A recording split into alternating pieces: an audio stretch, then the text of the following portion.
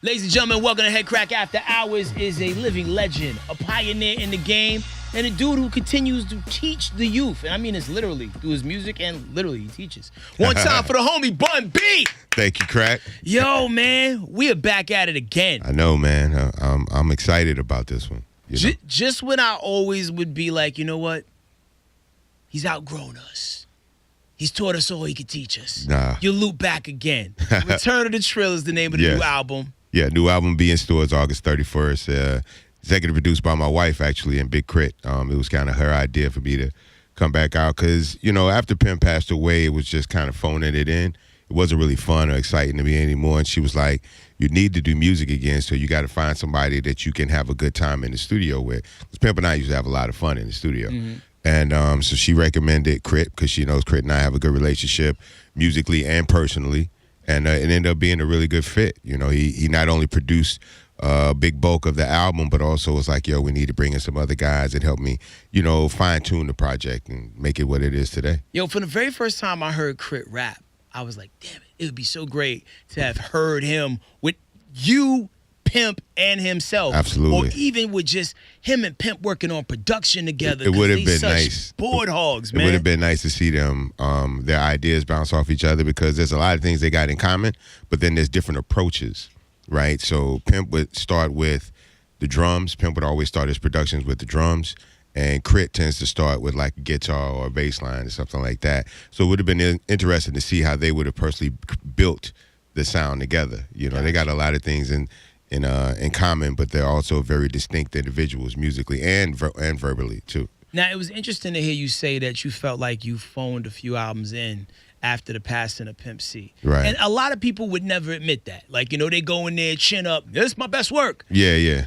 Like, you know, what was it about making the projects where you felt like you had to do it if your heart wasn't in it? Well, it was typically, I'd say probably the last album, the Trilogy album, because for one, it was my way of completing my deal with Rap Lot and Jay Prince. So it's like I had to do the album. And once I didn't have to do an album anymore, I didn't feel the need to want to do one. You know what I'm saying? So I had to get into a space where I actually wanted to create an album as opposed to being signed to label. Because I'm not really signed to anybody right now. This is all independent. So, you know, we did the whole recording process out of pocket, you know, flying to Atlanta, flying to different places, working with people. And it felt fun again. It felt fresh again. You know what I'm saying?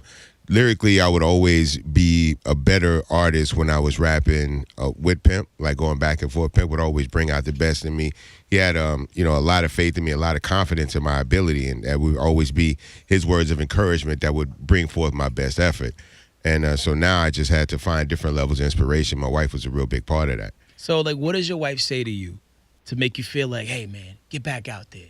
Basically that, but with words I probably can't say on the radio. Oh, no, the bleep game is strong over here. Now, to get your ass up and go in there and do some damn rapping, pretty much. You know? That was light. I expected no, that's tame. I ain't even bleeping that. Right. But it is what it is. And, like, every time I hear you rhyme, though, I never, ever once felt like you sounded like you was phoning it in. Well, that's the thing, you know, as far as, like, my ability in writing songs, I've been very blessed to, you know, even on a bad day, I'm better than most people on their best day. You know what I'm saying? And that's a blessing and a skill that we don't take for granted. But at the same time, I know, and like she knows when I'm putting my best effort forward. It's very easy to tell for people that are close to me. You know what I'm saying? So I wanted to put myself back in a position to, if I'm going to do it, then I need to be able to give the people the best that I got. You know what I'm saying? And so that's what we wanted to create, an environment that would allow me to give it everything I got, and I think we created that. Now, have you and the missus, has she always been your quality control? Like, Absolutely. She's the person that's there the whole time, that knows,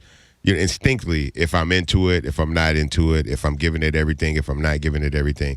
And so she wouldn't let me pull back on any of these. You know what I'm saying? I had to go harder every time. She was like, nah, you could do that one harder. You can go better. Go back in and try it one more time. And she would try to tell Crit, like, Crit, you know, if there anything you think this record needs? And he'd be like, well, I wish he would do that, if he could do that second verse over for me. Go in there and tell him.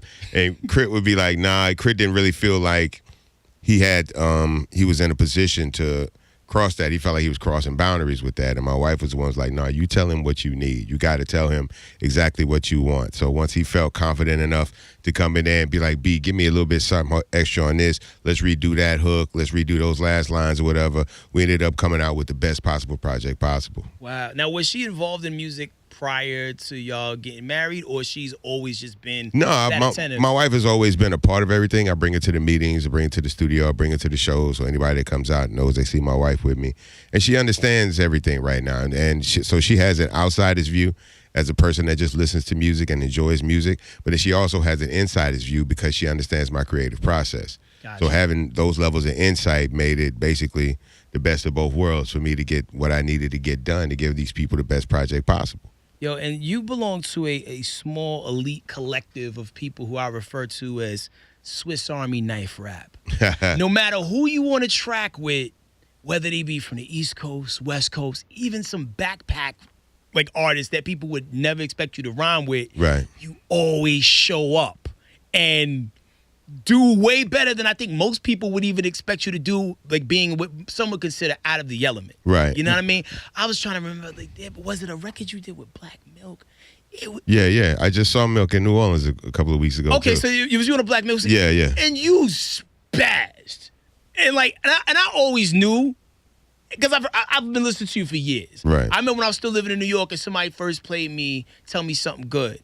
Back, I think, because you guys didn't know, you weren't on Rap A Lot at the time. No. And I think this was even before you guys were on Jive, because that was like one of your demo records. That was the indie record. Yeah, I legit felt like somebody played me the indie record, and I never heard nobody rhyming like y'all. And the way y'all wrote the sample, it was like nothing I ever heard before. And there was something about the distinctiveness of your voice and just the contrast that it had against Pimps, it super stood out. So I was always just checking for whatever it was y'all did. And Thanks, man. Then when I moved to Texas, y'all had the game and the choke. Like, it was like y'all didn't even have to leave the state, really. No, we did good. I mean, we had a lot of support locally, and eventually we made music that people outside of Texas and Louisiana could really get into.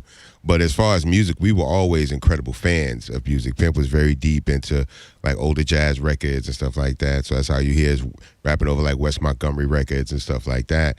And I was always just a lyrical fan. Like, I enjoyed people with lyrics. And so in the earliest days of hip hop, of course, the most lyrical people came out of the East Coast.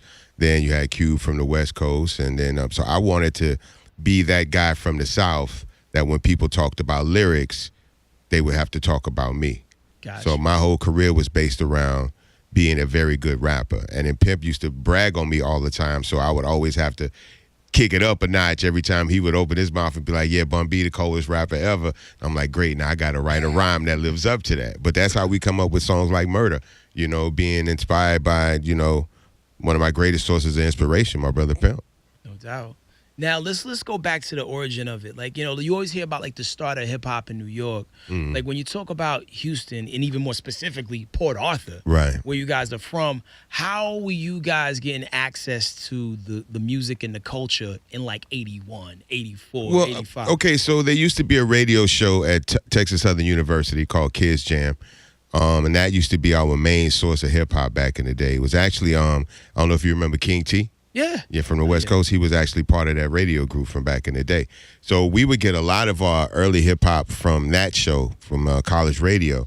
And then radio stations like 102, which is an R&B station now, but it used to be a everything station. They started playing hip-hop Saturday nights, you know, after 10 o'clock, that kind of thing. So we just tried to be receivers of everywhere and everything that was going on as a culture was in its early stages. We were out there trying to get every bit of it, you know, because there weren't a lot of people making music from where we were from. You know what I'm saying? Scarface and the Ghetto Boys and people like K Reno and Dope E were the first people to actually make rap records from Houston area, you know what I'm saying? So once they started doing it and doing it at a high level, it gave us the confidence to be like, you know what, we could probably execute it at that level too.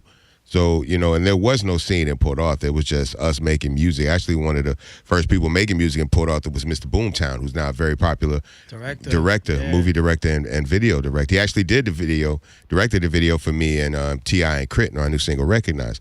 But they were some of the first people actually making records and showing that you could be from this very small town and make a hip-hop record. We'd had people before from Port Arthur that made music. Janis Joplin is from Port Arthur. So it wasn't like it was impossible.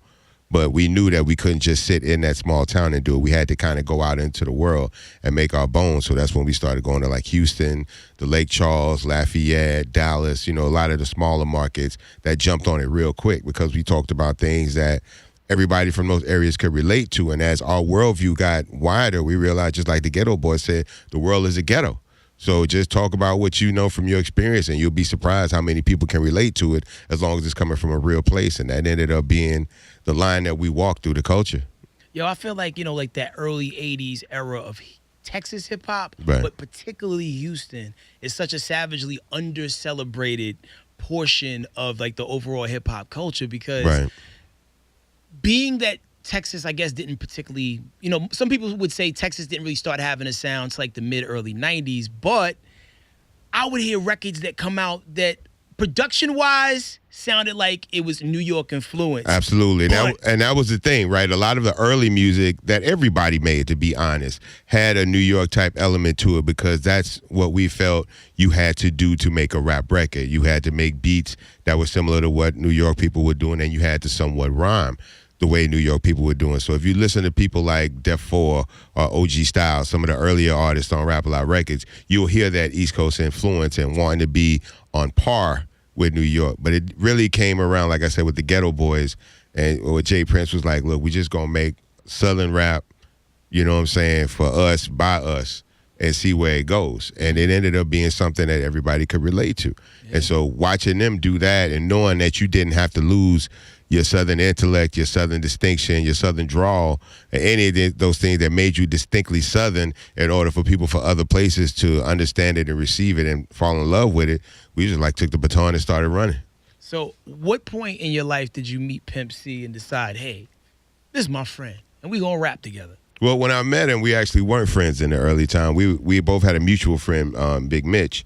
And I thought about him a certain way because I didn't really know him. He thought about me a certain way because he didn't really know me. So when we finally got together and talked, we kind of clashed initially, but then he realized I wasn't who he thought I was. I realized he wasn't who I thought he was, and we ended up becoming instant, yo, we want to both make music that's larger than this town, larger than everything that anybody's ever done. And once he and I got on that common ground, then that was it. We matched from there, Was he always as outspoken? Oh, yeah, absolutely, absolutely. You got to understand, this is somebody that named himself Pimp C in high school.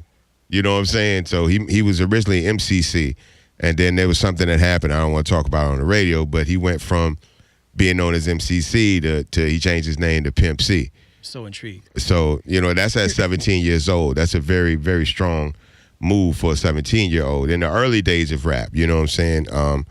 But that was something that he felt he earned that title, and he wanted to be known as that, and that's why he wanted to present himself to the world. And, the world accepted it. Yeah. Head over heels. It always seemed like those yin and yang relationships always work better than when you got two people that are kind of similar-minded, Well, yeah, like Pimp and I, we didn't dress alike. We didn't talk alike. We had, we were very good friends, but then he had homies that he had that I didn't run with. I had homies I had that he didn't run with. We didn't like the same kind of women, same kind of cars, anything. So because of the fact that we were yin and yang, we never stepped on each other's toes. You know what I'm saying? I always knew where he was. He always knew where I was. No matter what the situation, I already knew what his reaction would be.